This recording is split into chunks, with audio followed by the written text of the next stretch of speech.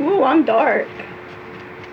Hugs and kisses on my toodles. Hey, toodles. I am dark. It is dark in my office. I need to turn the bedroom light on, so give me a second.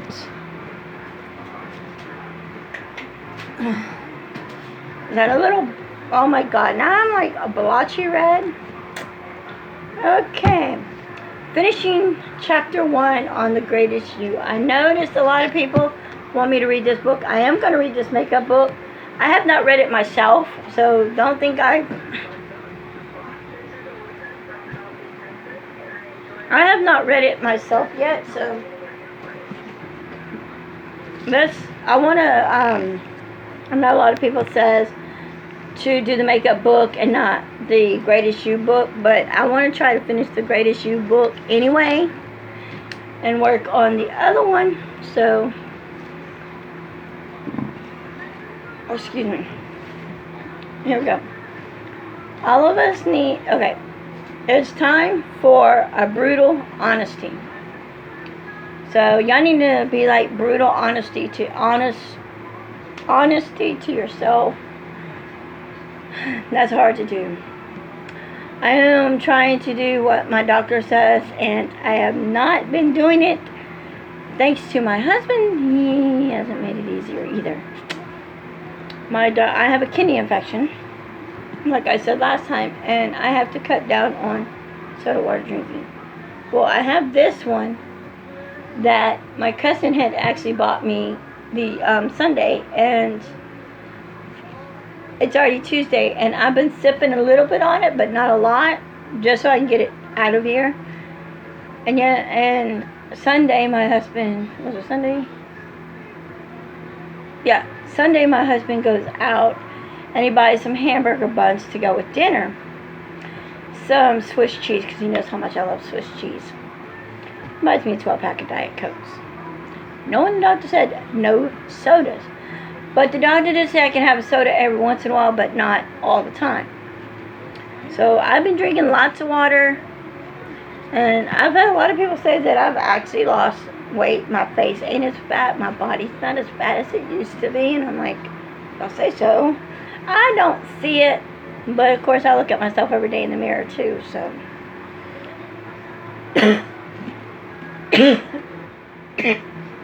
Okay. All of us need to move forward in our lives. If you aren't if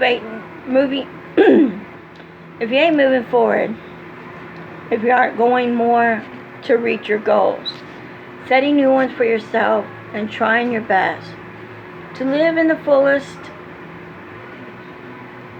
fulfillment of your purpose, which we'll talk about a lot in the next chapter. Then I'll be honest with you. You're dying if you say stick in the same bad situation indefinitely. Then you're letting your life waste away.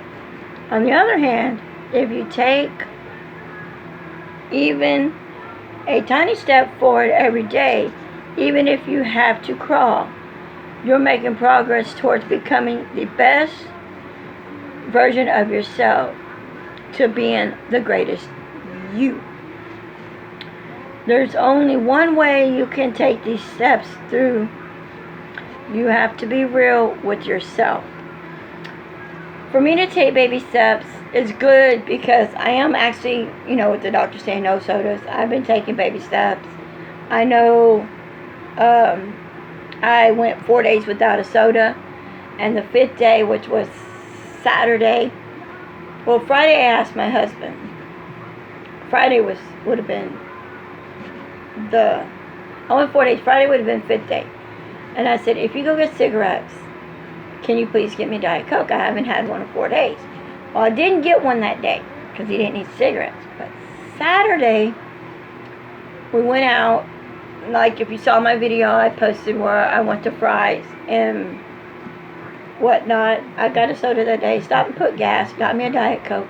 That was the first Diet Coke in a while. And I drank it. I came home and I still had some when I got home and finished it off.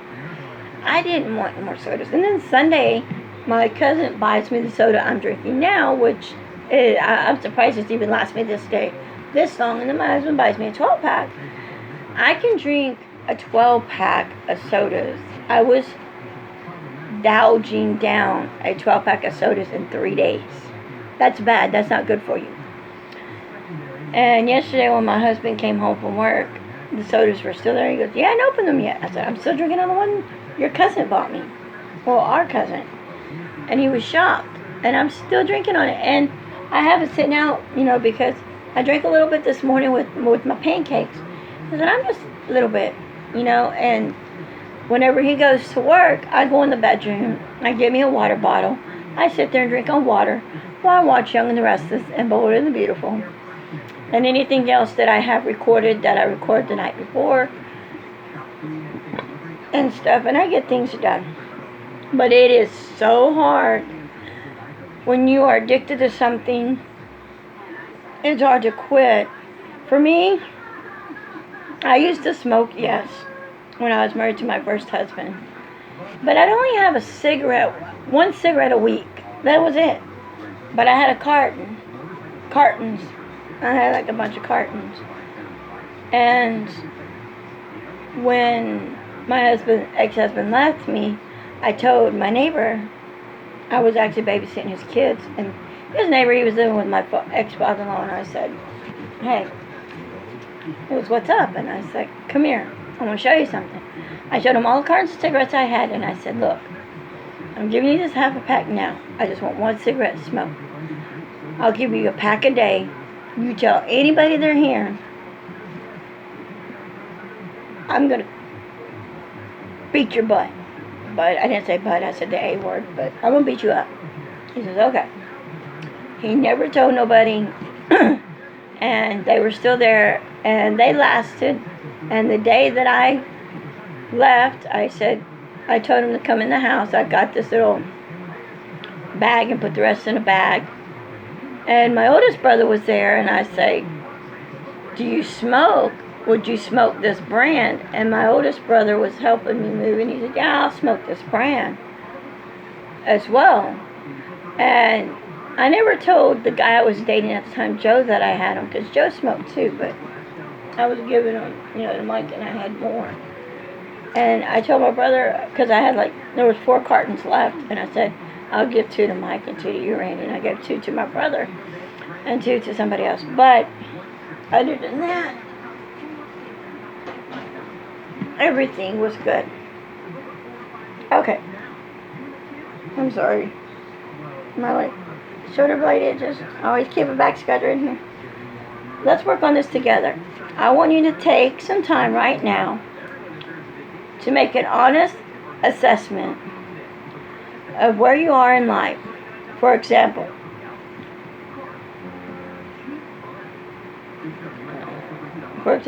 where do you stand with your family, with your other relationships, with your physical condition, with your job? How does where you are right now match up with where you want to be? So basically, are you in a healthy, loving relationship with a man or a woman? Are you happy with your job that you have right now? I'm happy with the way my life is. Not working right now, not having a job and not doing, what I want to do, because I have to take care of my mother-in-law. I love the job, taking care of her, but I've been getting pissed off at her lately because she's been walking with no walker. She pees and poos herself and sits in it all day and don't tell nobody. Yesterday, tell you a little disgusting thing that happened. Gave her a banana. So the last piece she had, she dropped on the floor. It had fuzz. It had her hair, because her hair's falling. Her hair, fuzz, cobwebs, and I'm going to say it, rat poo on it. And she goes to pick it up off the ground and get it. I said, "No, Mom, you're not going to eat that. Look, it's nasty." She goes, "Well, rinse it off." I said, "No, throw it in the trash." So I threw it in the trash.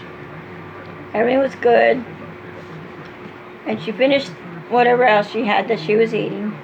I think it was oatmeal or eggs. She finished that, and later on that day,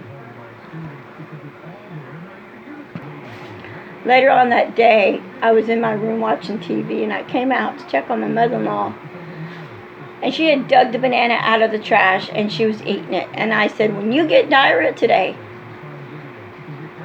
don't come crying to me because you just ate out of the trash. That's nasty, Mom. You're disgusting.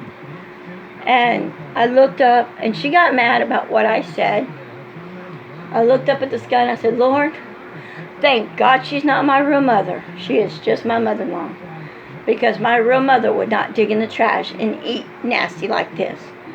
I said, I don't know anybody else's mother that is as nasty as my husband's mother.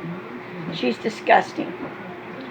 And I was calling to my father-in-law, and I said, Dad, and I told my brother-in-law, and I said, Chris, come down from heaven and straighten her butt out.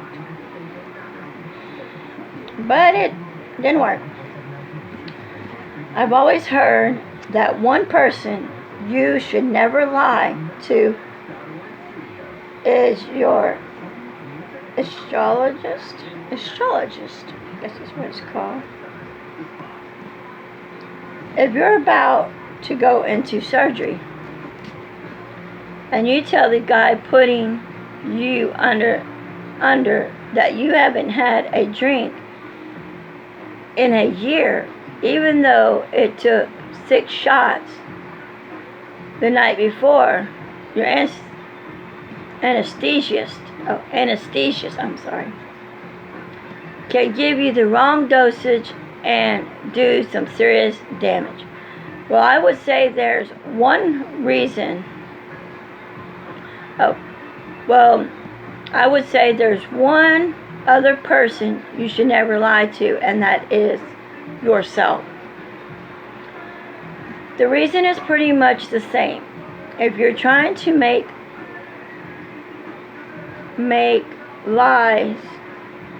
if you're trying to make moves to get your life going in the right direction, and you lie to yourself about your situation, you're likely to make the wrong move that could affect you in the worst possible way. The key to your success is being brutally honest with yourself. I understand why you might not want to be super honest with yourself. It is hard to be honest with other people, and it's hard to be honest with yourself. I'm not going to sit here and lie to y'all. I have lied so many times and done so many bad things in life that I regret.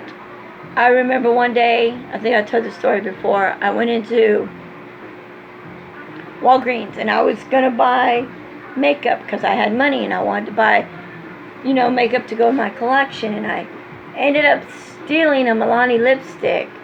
And I didn't mean to steal it, but I accidentally stole it. And I kept looking in the shopping cart for it. And I said, oh, well, it must have fell out. And I did not know that when I buy lipsticks, I don't put them in the buggy unless I have a foundation or something I can set in, put something, if it's a foundation or if it's like something in a package, I can set the lipstick on the package. It's hard. It is hard, and I have stole so many things, and I admitted one day I was in Family Dollar, and they have this, what was it? It was some piece of makeup that I really liked, and I have a bunch of it, and I was getting it for backup. And I was looking at this thing, and I didn't have a shopping cart with me, because I didn't need a shopping cart, because I was only getting that and a soda. So I had the soda in my hand. I put the soda down, and I had the makeup in my hand because I was looking at something else, and I stuck the makeup in my back pocket with my phone, not realizing it. So I kept looking around, and I forgot all about that. I stuck it in my pocket and was forgetting all about that. And I was like, oh, I got enough. I'm going to go get me a bag of chips. And I got Coke and chips. And I bought the other thing I was looking at. And when I sat down on my bicycle, because I didn't have my golf cart, I had my bicycle. And I sat down on my bicycle and I was like, took my phone out and that fell out. And I was like, oh my God, I just told this. I said, I have to drive all the way home, get $1 and come back and tell them I accidentally put this in my pocket. Here's $1.08 to pay for it because it was only $1. Bad, you know, sometimes you do things like that, you forget things, and I got to understand. I got to quit doing stuff like that. Get a shopping cart, buy it, put it in the shopping cart or a basket, and not worry, and make sure I have enough money to get it. Sometimes some of the hardest truths are to face all those that get to you very sensitive of how we defined ourselves as human beings. Maybe you spent the last 15 years defining yourself as a wife, but you barely honest truth is that your marriage has been lifeless for a long time. You can barely be standing in the same room with your spouse, and you haven't said the true loving thing to each other in years. Your marriage is hollow, but you're completely defining yourself, but your marriage that you have no idea who you would be if you were honest enough to admit that it is in scrambles. Or maybe you finally see that the reason you hate getting out of bed in the morning is that you despise what your job has become. But when people ask you about yourself, the first thing you tell them is your work. You know deep inside that you have to get out of that job before it kills you. But what are you going to say to people when they ask you about yourself in the future? Hey, you know what happened to me in football? When the coach cut me, I was devastated that I couldn't even leave my parents' house.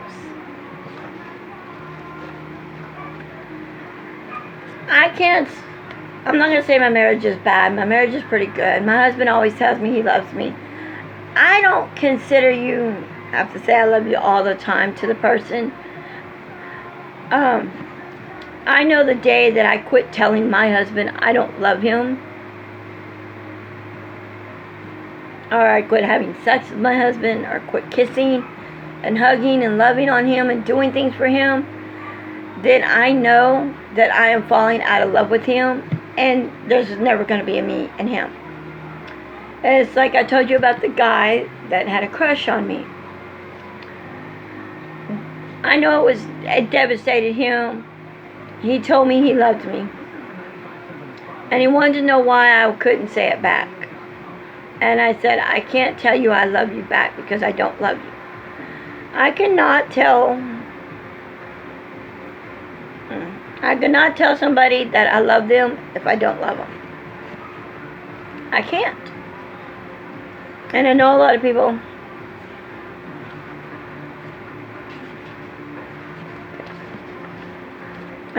people sit here and wonder why people do what they do. I mean, if your husband or your spouse, let's just say your spouse, you always say you love each other and whatnot. My husband leaves for work every morning. He never says love you, bye babe, see you when I get home. That does hurt my feelings that he doesn't do that. My ex-husband never did it either. But then something one day changed him. One of the workers at work got into an accident at work and he didn't make it. Well, he made it. He didn't die. He made it, but he became paralyzed. And he never told his wife, "I love you." And never hugged and kissed his wife. And my ex-husband looked at me, and every morning he'd leave to go to work, he'd kiss me on the forehead or cheek. "I love you. So you want to get home." Always. My husband now don't do that. Sometimes I wonder if my husband is in love with me. Does he really love me? I wonder that sometimes. I ask myself that, and sometimes I cry and wonder. And there's times he does stupid things that really piss me off. But anyway, often we know something is over, but we can't deal with what it means for it to be over. It has become such a part of who we are that we're not sure who we would be without it, even though it's causing us harm. When I was married to my ex-husband, I thought I loved him. I wanted to stay with him the rest of my life. I didn't want to be the type of parents like all these other parents where mom and dad gets divorced and they have 2 separate houses. I didn't want that for my kids. So I stuck with my husband. Even though my husband was out of love for me, and he was in love with another girl, it was okay. But he did end up coming back to me. And he wanted to come back to be with me again, the 3rd time. The 2nd time I got back with him, and we weren't going to get married or nothing, but we were just going to live together and be together. Then he left me and went back to his ex-wife. His girlfriend at the time. Then he married her. And the whole time they were married, she was cheating on him with her ex-husband. And she's married to her ex-husband now again. And they got divorced. And I'm sitting here thinking, what the heck? Why did you marry this stupid bitch in the first place? And why did you leave me to go be with her when you had a good thing going? Now I realize he had a good wife, which was me, a good life.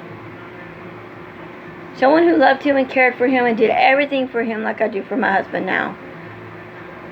And I noticed the other day my husband was singing that song, What Hurts the Most by Rascal Flatts. And he said, was not telling you that I love you. And just out of the blue, I was laying in bed and we were watching Venom. Very awesome movie.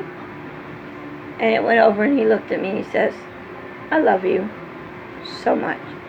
I said, I love you too, baby. And I kissed him. And then I went to sleep and he went to sleep. Of course, he fell asleep before me. But there's so much stuff that my husband can do to me that doesn't not affect me. My first husband, he would call me Cousin It. Because if you know me when I was married to my first husband, I didn't like brushing my hair all the time. I always wore it in a ponytail, or I had bangs. And I'd take my bangs and put little ponytail here, ponytail there, and pull it back. There's a lot I did. It was bad. I was goofy, but I'm not afraid to tell you like it is. I'm not that type of person. I'm not afraid to tell you like it is. That though I know, as I mentioned at the beginning of this chapter, I lied to myself about the fact that my football playing career was over for a long time. I finally faced it. I converted myself. I had to do anything necessary to keep playing football, because football players play football because football player was the only thing I really thought I was a person. I had to discover who I was underneath NFL. player, because that was the only way I could have managing life going forward. There's a good chance that you'll read this page and say something to yourself. You don't get it, Trent. You don't understand what I'm going through. You don't understand my struggles. You want me to be honest with myself and take steps to move forward, but you don't know my situation, because in my situation moving forward is a lot easier than done. Let's make a deal right now. I'll do everything I can to help you, but you got to give up. You got to give up that easier said than done mindset. It's just a tool for allowing yourself to stay stuck. An excuse for why you can't make things better. That's fine if you want to live the rest of your life unhappy.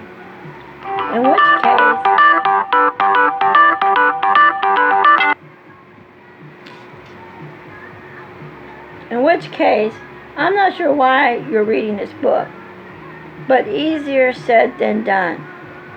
Is it very best like taking an aspirin when you're dislocated your shoulder?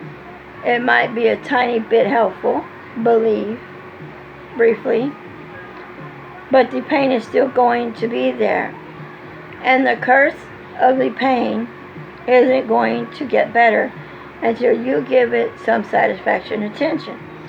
Yes, I get it. Facing your reality is hard, especially if it means your current industry, which was most people in this situation fail to understand is that while they might lose who they think they are by facing their realities, they'll wind up facing out who they truly are instead.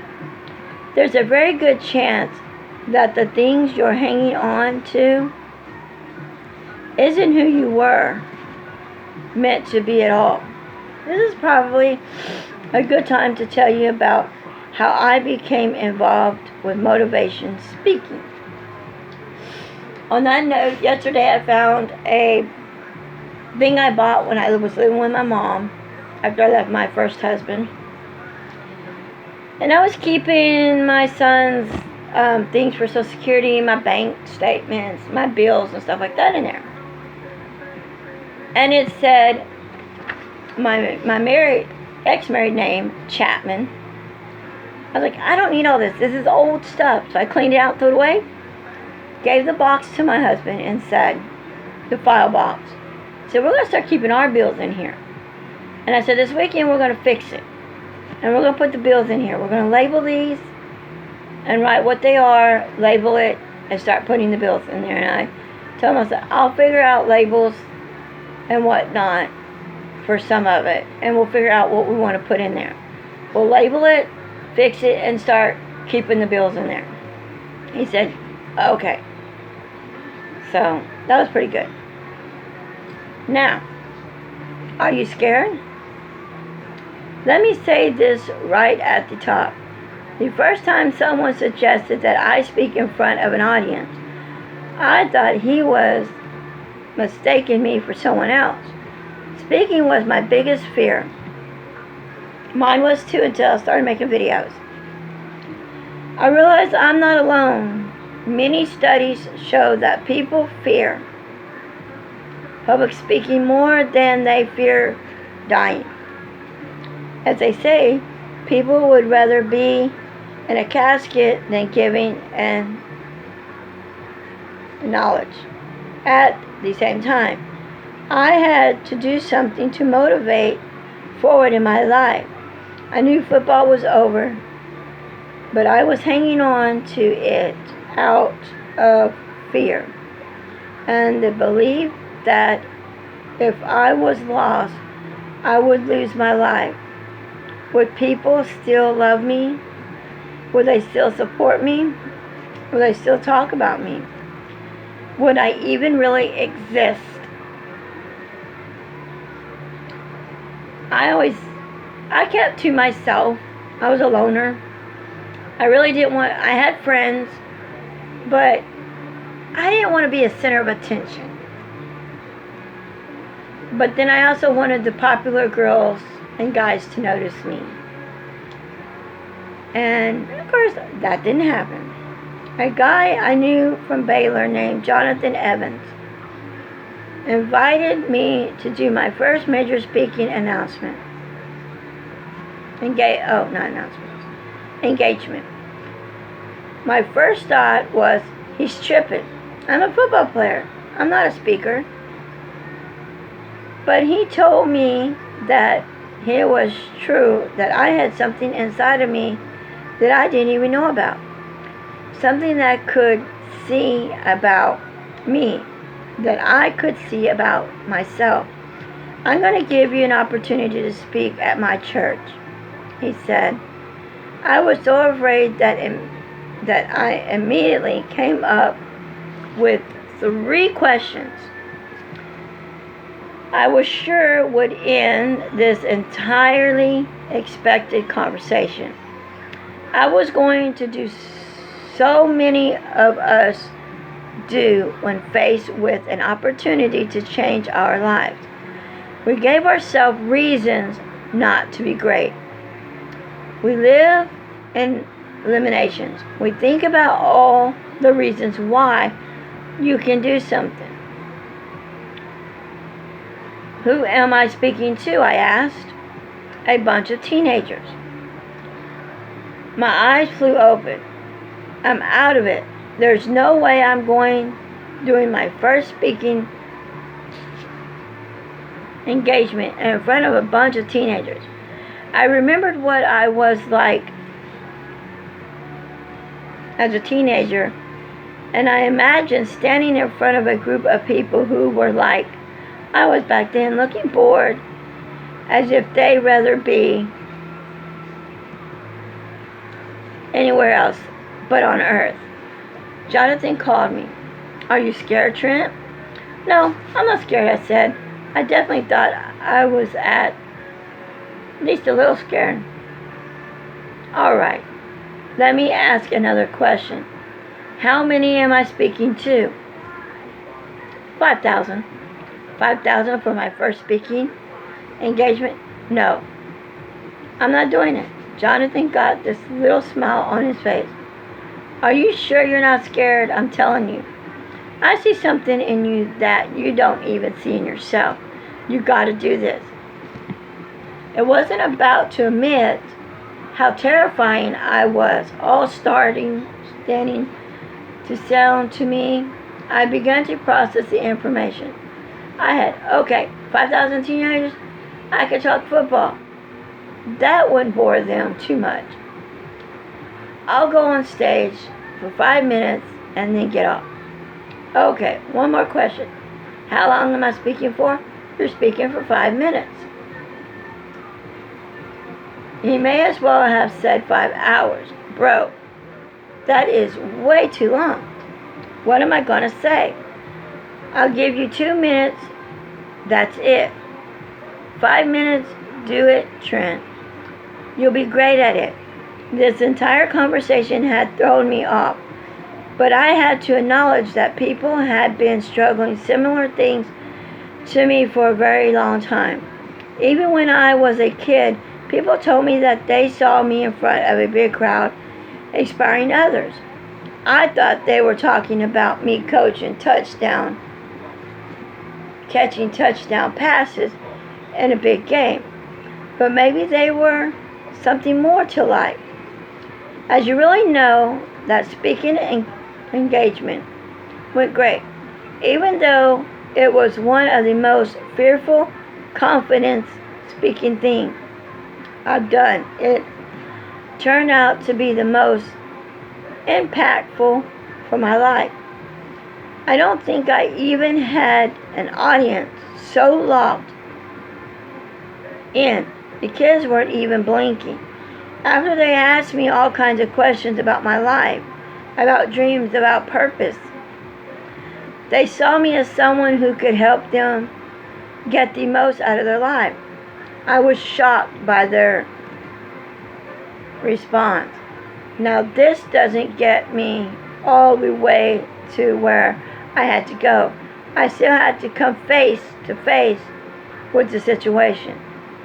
I told you about at the beginning of this chapter, but I was starting to get it. I was starting to accept that my current situation didn't have to be like final destination. My current reality didn't have to be my final one. Right around this time, I went back to a Bible my mother had given me. On the cover was an NFL football, though the NFL in this case officially stood for Newfound Life. On the first page of this Bible, my mother had quoted Jeremiah 29:11. For I know the plans I have for you, desire the Lord, plans to prosper you and not to harm you, plans to give you hope and future. The funny thing was, I never picked up that Bible when I was trying to make it in the NFL. But now it's all made sense to me. My newfound life was not football. It was rehab time and helping people to do this.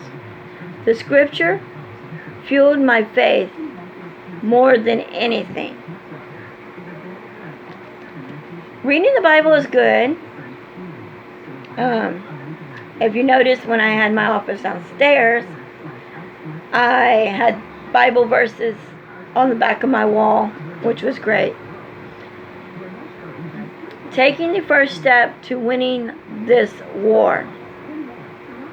At this moment, I want to make a real decision to stop running from your battles. You have to understand you're one choice away from new beginnings and one accomplishment away from a new life. The moment you can be the first step to changing your life forever. Don't let how I'm going to win this battle question keep you from facing the battle. This how isn't as important as the WBY. I am proof that the how will reveal itself during the journey. You simply have to start the journey. Go back and look at the story in this chapter. Look at my story or Carla. Do you see yourself in either of these stories? Even if you don't, there is a lot to be learned from witnessing the happies to us. When we accept your realities of being to move forward with your life. So here's how we're going to do this. I'm going to end this chapter with a few questions that will help you focus on the task of facing your reality. Take the time to answer them, being super real with yourself before you going farther into this book. These are the questions. Where are you in your life? What excuses have you been making for your situation that you can throw away right now? What are you hanging on to because of fear?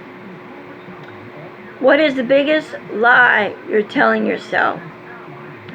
What kind of truth do you see once you get rid of the lie? Once you answer these questions, you're taking a big step towards moving your life forward. You're on your way, and I'm proud of you. Let's keep it going by taking it seriously and looking at the purpose. Okay, so for them questions, there was a couple things in here that I want to highlight some things. And I took my glasses off. And I need my glasses. Okay.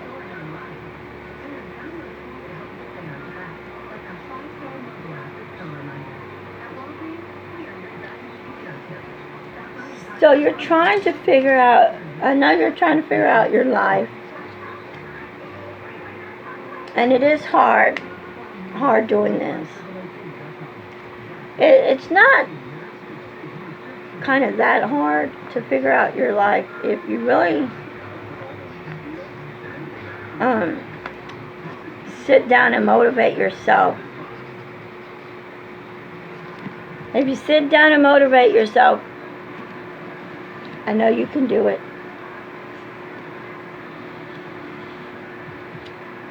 But the questions that I asked you, that Trent was asking, and you can remember the questions, try to ask yourself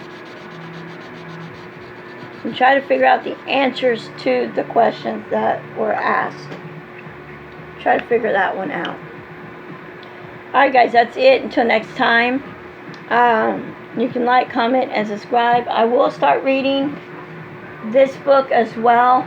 I'm going to read in this book. I'm also going to read in that book. I know on Wednesdays I usually do a shopping haul. If I don't do a shopping haul, I might start reading, since tomorrow's Wednesday, I might start reading in this book tomorrow. So,